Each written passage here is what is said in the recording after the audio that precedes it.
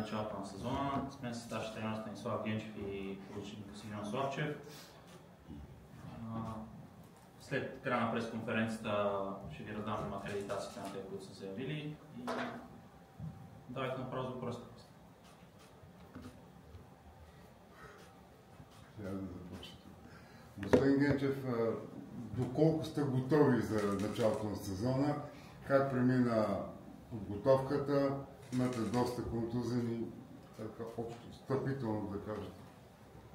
Добър ден на всички, добре дошли. Първо, не искам да звучи като оправдание, но не сме напълно готови. Сам казахте, имаме някои отсъстващи футболисти поради контузия. Селекцията малко се забави, имаме футболисти, които считаме за сигурни. Но буквално последния ден преди да дойдат при нас да се пише договор от КЗК, това малко забави селекцията. Има и лек дисбаланс в подготовката на футболистите, точно поради причината, че някои отсъстваха заради контузии и не можаха да направят основната част, която бяхме предвидели и са леко изостанали, но смятам, че потенциала, който имаме в нашия пост, ни позволи да се представим на ниво в утрешния матч и всеки следващ мач да се представим по-добре.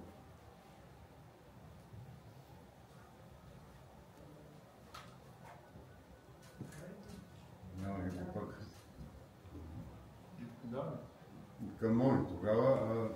Дълго време отсъстваше поради контузия, вече си здрав, надяваме си за бъдеще. Да ни кажеш през този дълъг период какво се случи и сега как се чувстваш? Само микрофоните ще помогна, ако искаш да ги вземеш. Тези оранжевите и сини. Да, много дълго време мина.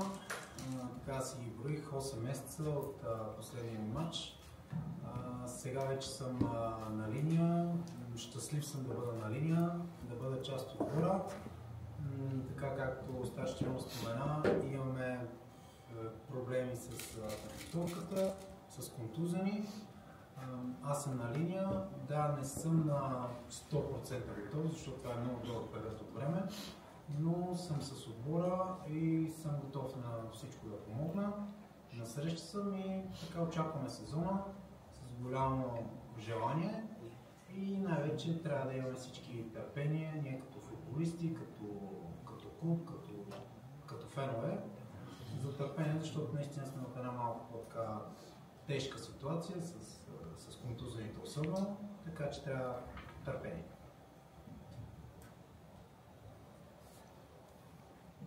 Господин Генчев, колко от тези контузени футболисти няма да вземат участие в утре, когато домакинството на Черно море? Има шанс някои от тях да се събърнат, но риска да ги има шанс да са готови, но риска да ги пуснем в първата минута е прекалено голям. Аз съм на принцип, че по-добре един футболист да пропусне един мач, колкото един месец след това. С този мач не започва, не свършва света, изключително важен за нас. Много искаме да стартираме с победа, ще направим всичко възможно, но здравето на футболистите е приоритет за мен. Със сигурност Меси отпада от сметките. Ще преценим ситуацията с Тедунка, каква е, знаете, Октавио нощука на ръката, т.е. доста дълго аут. Има и някои други проблеми. Ян Даскалов доста време беше извън игра, също заради контузия. Митев имаше проблеми с кръста. Ще преценим какво от тях може да започне или колко ще е полезен на отбора, но пак се повтарям, няма да разпоздравим на тези футболисти. Добре, господин Генчев, ако погледнем малко по-широко, така с по-далечен хоризонт, как бихте искали да завърши отбора в края на полусезона? И това ли ви е цел номер едно? Естествено, моето желание на всички в хора да играят добър красив футбол, да се стартира колкото се може по-напред в първенството. Всички сме наясно, че на отбора има подход да се бори за оставането си и постоянно да не знае дали ще остане в групата. Искаме да се класираме колкото се може по-напред и аз съм сигурен, че успеем да направим добър отбор, който да е фактор в българско първенство. Просто ще ни трябва малко повече време. Лично моето мнение е, че работа на един треньор и израстването на отбора се вижда чак когато трябва да направите пълни подготовки с този отбор. Шуми се много напоследък, последните дни, че може да бъде продаден Антарарец, който може би един от най-добрите, не само в локомотив, цялото първенство. Доколко е вярно това? Първо, Антон Ралица е много важен футболист за нашия отбор. Той е бил майстор на отбора, дава самочувствие на колегите си, когато е на терена, но в крайна сметка нашия собственик е човек, който държи на думата си, има оговорка, че ако дойде добра оферта за него, ще го продадем. Аз също съм на такова мнение, че един футболист като Антон Ралица, който е дал толкова през сезон на отбора и получи добра оферта, трябва да му се даде път да се развива. Към момента за него има запитване, но няма конкретна оферта. В момента, в който дойде оферта, ние сме обещали, че ще го продадем. За сега това е част от нашия отбор, ще помага на отбора. Господин Генчев, съперника също имаше доста промени в електронното на състава с тяхната селекция. Има ли нещо, което може да ви изненада или смятате, че треньора, който е там толкова дълги години, гарантира някакво постоянство в работата и в стила? Със сигурност първи кръг има какво да се изненадаме на двата отбора. Вчера ме направиха доста сериозна селекция, ако не се каже 8 нови футболисти привлякоха и то все качествени. Ние успяхме да изгледаме няколко техни матча. Правим впечатление, че имат изключително сериозна конкуренция. Конкуренцията стават за качество. Илян Илиев доста време работи с тях и основната група се запази. Футболисти, които знаят какво правят на терена, дори без да им прави разбор Илян Илиев, утре могат да излезнат и да играят да играят доста добре. Това е предимство за тях. Ние също имаме своите достоинства и смятам, че утре ще стане интересен бой и лично аз се надявам да бъдем победители. Казахте, че търсите офанзивен футболист. Ближо ли сте до такъв? Да, разговарям в момента с двама такива и не е дал принципното съгласие. Сега трябва да се разберем с клуба му. Има и с друг футболист, който е свободен, също разговаряме. Надявам се днес до вечерта и той да даде положителен отговор.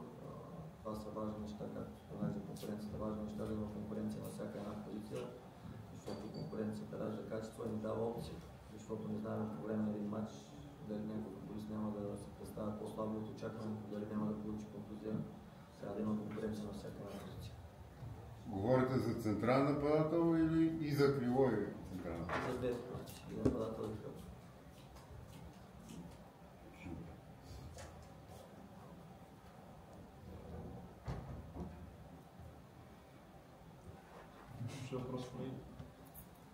Как ви се струва като цяло първенството? Как очаквате да е по-силно същото, като гледате другите отбори?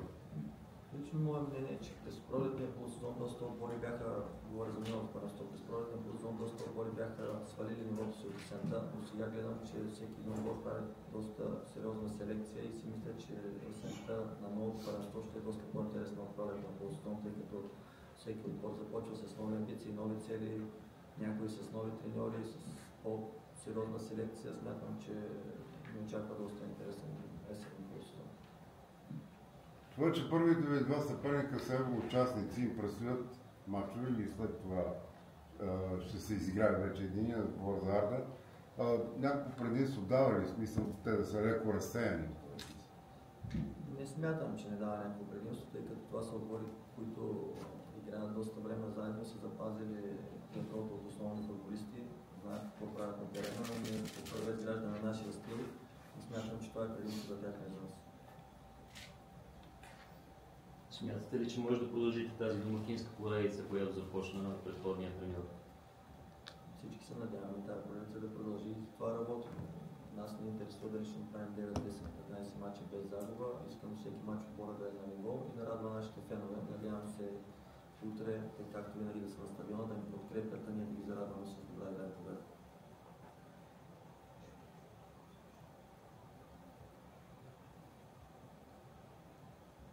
Може въпрос, колеги?